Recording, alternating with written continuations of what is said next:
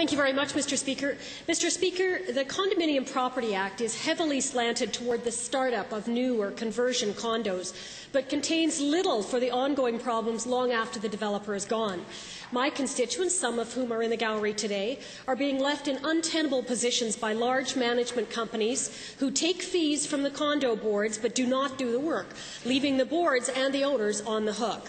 To the Minister of Service Alberta, why is there no assistance available under the Condo Act to these condo boards who cannot get the work, including producing financial reports, from the management companies that they contract with? The Honourable Minister.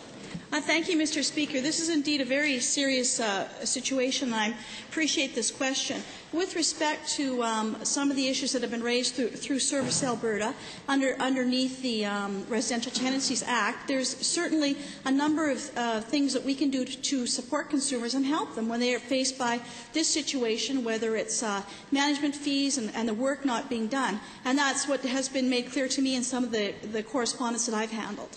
Honourable Member. That was a non-answer. Back to the same minister.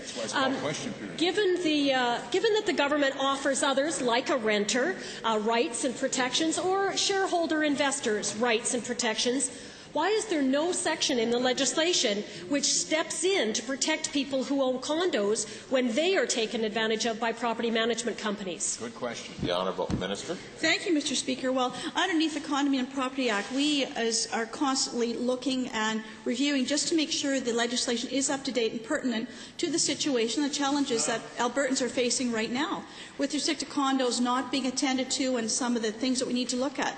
If there's a particular situation that I need to be aware of, I'd be more than happy to look into it. The Honourable Member. Well, thank you, and back to the same minister.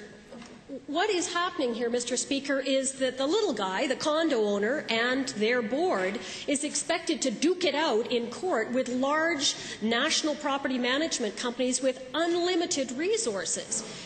How is that fair? Why can't the government protect these individual owners and their boards as part of the Condominium Property Act? The Honourable Minister. Well, thank you, Mr. Speaker. And again, I will reiterate, with respect to changes or things that we need to look at underneath that Act, we have to make sure that these changes are enforceable and effective.